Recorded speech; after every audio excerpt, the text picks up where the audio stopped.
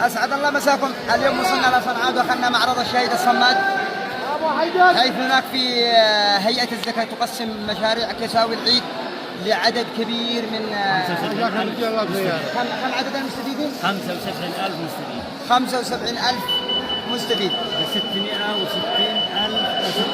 مليون ريال. ب 660 مليون ريال. طبعا هذا خير كبير. نعلمكم بالمشروع والناس المستفيدين، وما جينا لمتأخرين قد مغرب والناس قد رحلوا فم عاد شوف مبارك. أبو حيدر الشيخ على عيني وريني. أبو حيدر أبو حيدر.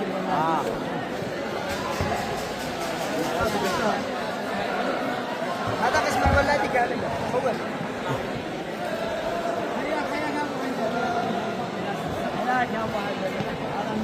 هذا من 4 إلى 6 سنوات.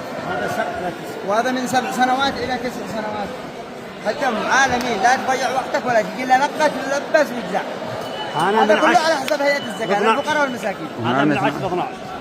هذا من 10 ل 12. طبعا روعي فيها خامات مميزة مع الهوية مع يعني أسعار أي فكر أنا أقول لهم يا محافظ العمل جوش نعمل على دي في إيه؟ قالوا لا.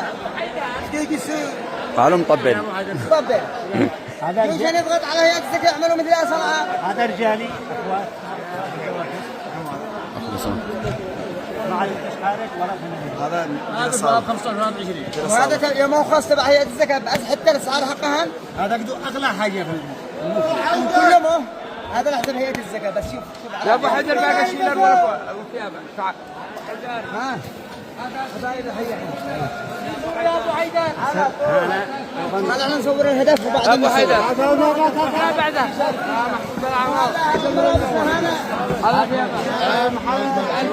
هذا سمح. هذا فوق 12,000 ريال على حساب الهيئة. الشيء ب 1100 ملون ثاني حتى المقصع حتى شيء ثاني ورا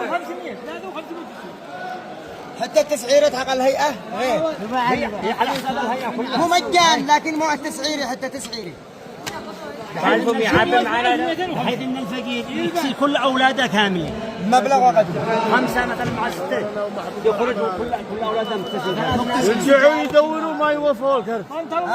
مكفي يرجع يدور ما يوفي الكرت. يعني يجي معه كرت مبلغ، يجي معه كرت مبلغ من هيئة الزكاة 30,000 يعني معه كرت ب 30,000 جاء وتكسى بقام ب 20 ب 20 ب 25 عادوا يزيد يغلق. أبو حيدر